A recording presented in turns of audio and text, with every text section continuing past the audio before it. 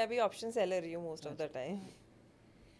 पुष्कर जी, जैसे आप 72 rule follow करते हैं, जैसे आज जो यंग जनरेशन है जो सैलरीड है, अगर उन्होंने इन्वेस्टिंग शुरू करनी है तो वो क्या करे और कितनी अमाउंट से करे? मींस अगर एक मान लीजिए एक बंदा है वो 50,000 की सैलरी ड्रॉ करता है, तो आपके हिसाब से अगर ट्रेडिंग उसने ट्रेड में एंटर करना है या इन्वेस्ट करना है तो वो कैसे करे इस चीज़ को? सी एक तो रूल ऑफ 72 क्या होता है, सिंपल सी चीज़ है। आपका जो भी आपको निकालना है कि कितने साल में आपका पैसा डबल होगा, तो रूल ऑफ 72 से पता लग जाता है। तो एग्जांपल, आपको साल का 12% का इंटरेस्ट आता है कहीं से, एफडी से तो नहीं आएगा, बट अगर आप 12% का इंटरेस्ट निकालते हैं तो 72 से डिवाइड करेंगे तो इसका मतलब है 6 साल में आपका पैसा डबल होता है।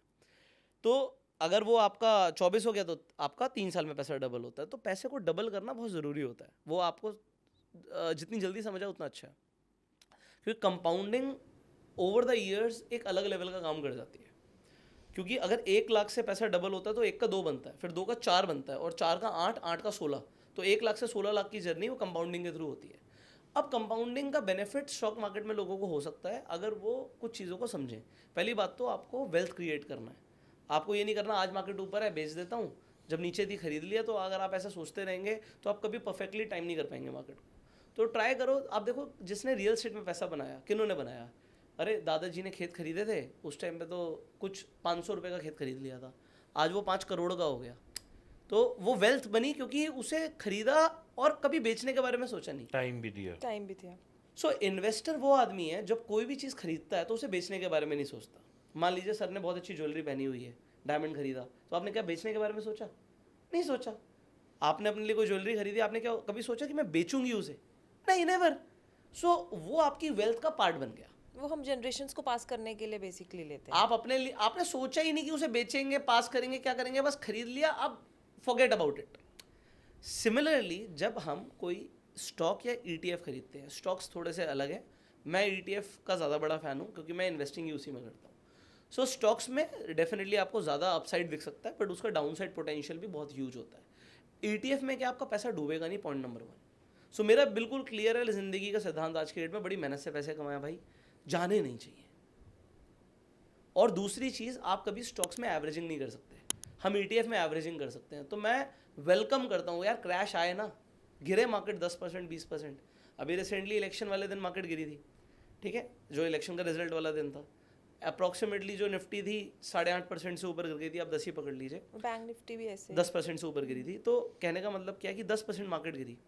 लोगों के पोर्टफोलियो, क्योंकि उनके पास स्टॉक्स थे, mid cap small cap stocks थे, उन्होंने एग्रेसिव पोर्टफोलियोज बनाए हुए थे, उनके पोर्टफोलियो 33% करेक्ट हो गए, 30% मैं सोच भी नहीं सकता। मेरा पोर्टफोलियो लगभग 1.5% करेक्ट हुआ था, 1.5% गिरा था, तो कोई खास इफेक्ट नहीं पड़ा। पॉइंट नंबर 2, ये लोगों को पता नहीं है तो मैं कुछ सीक्रेट बताता हूँ ईटीएफ के। पॉइंट नंबर 2, मैंने वहाँ पे एवरेजिंग करी, गिरा तो मेरा रूल है, मेरा सिद्धांत है मार्केट गिरेगी तो मैं खरीदूंगा। आज जो ईटीएफ गिरे हुए हैं मैंने सुबह खरीद लिए उन्हें, पर टाइमिंग है, मतलब वैसे तो मैं लोगों को कहता हूँ मार्केट क्लोजिंग टाइम पे खरीदना, तो बट मैं उसमें भी एवरेजिंग के मेरे सिद्धांत है तो मैं उन्हें फॉलो करता हूँ। ईटीएफ की सबसे बड़ी चीज़, निफ्टी गिरा लगभग 8.5% से ज़्यादा। उस दिन का आप चेक कीजिएगा, निफ्टी 20 कितना गिरा? 3%। निफ्टी 20 नहीं गिरा, 8%। वो नहीं गिरा, वो होल्ड कर लिया उन्होंने, क्योंकि अगर उन्होंने ईटीएफ बेच दिया तो स्टॉक्स और बहुत दबा के गिरेंगे, क्योंकि ईटीएफ के अंदर भी स्टॉक्स हैं। सो जो उसके फंड मैनेजर्स हैं उन्होंने उस दिन पूरी सेलिंग नहीं करी, वो अगले दिन जाके उसे बैलेंस आउट कर देते हैं वो। बट अगर मार्केट इमीडिएटली गिरती है तो स्टॉक्स तो एग्जैक्टली रेप्लिकेट करेंगे, फ्यूचर्स एग्जैक्टली रेप्लिकेट करेगा, फ्यूचर में पूरा नुकसान आएगा जितना आपका मार्केट गिरेगी, बट ईटीएफ नहीं गिरते। एग्जाम्पल एक और देता हूँ, कल नैस्डैक 2.5% करेक्ट हुआ, 2.5% से ऊपर।